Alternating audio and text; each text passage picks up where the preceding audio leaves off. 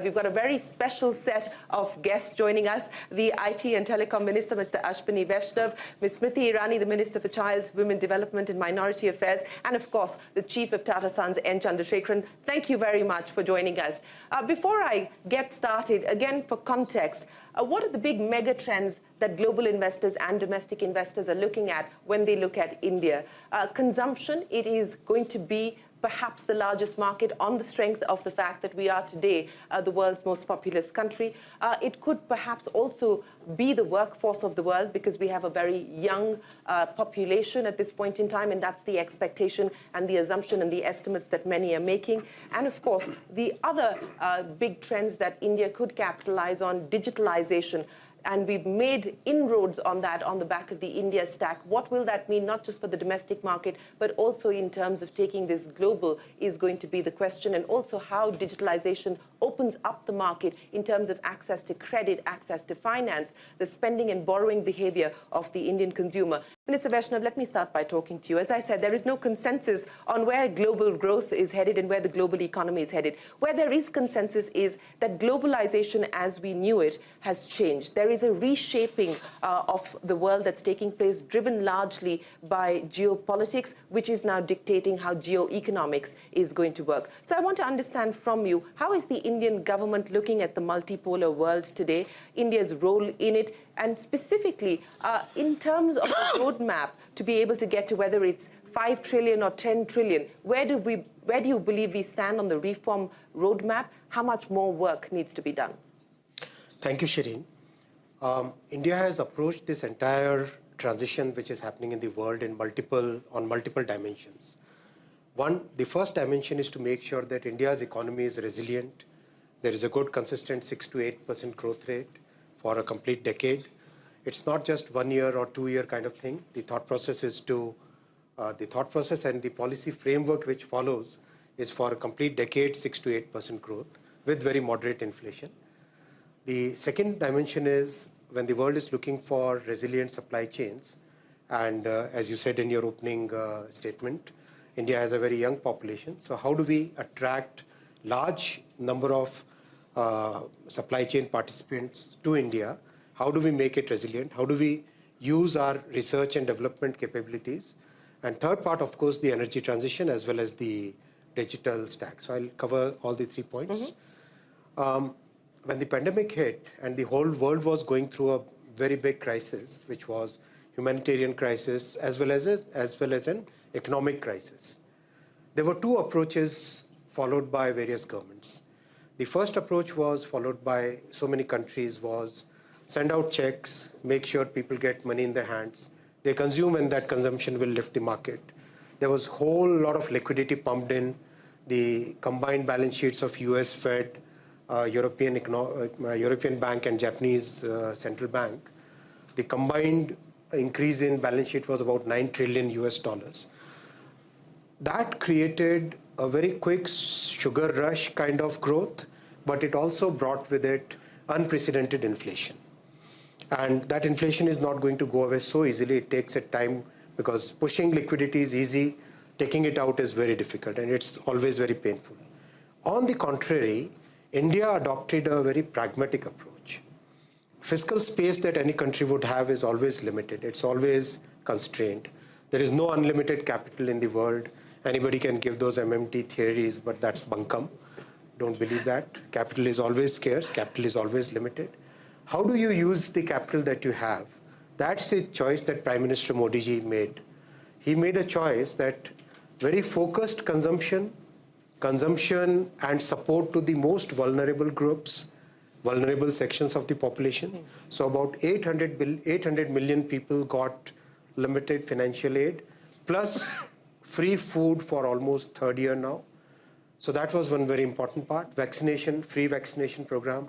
Again, 1.3 billion doses in the first 14 months. By now we have crossed 2.1 billion doses and completely done on a digital platform. The most important piece of this decision making that Prime Minister Modi ji made was, with limited and focused consumption, focused on the vulnerable sections, he put entire capital of the country into investment in infrastructure. Now, investment in railways, last year the capex was 23 billion US. This year the capex is, this fiscal which ends on 31st March, the capex is going to be of the order of 26 billion US. Same is the story in railway, in highway, in power transmission. That increases the productivity of the country and gives us the long-term growth potential of the country improves. So fiscal consolidation is going to continue to be a key priority for the Indian government going forward? One very important part of this entire decision making was Prime Minister ensured that the fiscal policy and monetary policy, they work in tandem. There are so many examples in the world, I wouldn't take any names, where the fiscal policy was going in one direction and the monetary policy was going in another. Our central bank didn't have to drop the interest rates like a brick, didn't have to increase the interest rate like a balloon. It was a very moderate, very balanced view of things. So our central bank today is in a very good position with a good balance sheet of the central government. Our central government's liabilities are just about 52% of the GDP, and GDP growing nominal at 11-12% is a very good situation to be in. So I think, yes, fiscal consolidation is a very important priority. But what is important is we have to look at growth as the primary driver, moderate inflation as the primary decision point, and combine the fiscal and monetary policy to continue that momentum for next 10 years. Well, I'll come back to you in just a second, sir, and I will get to Ms. Irani as well, but I want to get the private sector's voice in, so let me come to N. Chandrasekaran. Chandra, Mr. Vaishnaw spoke here about CapEx. And for the last several years now, it has been the heavy lifting that the government has done in terms of pushing infrastructure, pushing government CapEx, and that really has provided the fillip as far as growth is concerned. The big question is, when is private CapEx going to take off? Are we at that inflection point at this point? Is it another 6 months out, 12 months out? I mean, you have, from the House of Tatas, a view from steel to consumption to digitization. At this point in time, what's the indication that you get in terms of the heavy lifting that the private sector is likely to do in CapEx to push growth? I think I'll make a couple of more comments to support the view expressed by the minister. Not only the debt to GDP is currently at 52%. Just after the pandemic, it is 52% from a decade ago of 78%. So we are in a much, much better position today than 10 years ago. So overall, I think our balance sheet and our, even if you take the private sector, overall private sector debt to equity ratio is 0.5. So we are in a very, very strong wicket. Now coming to the investments, we run a large group with portfolio across B2B, B2C, industrial businesses, consumer businesses, tech businesses, traditional businesses. And the consumption that we are seeing is just fantastic, actually. We are not only seeing it in the urban areas, we are seeing it in the rural areas.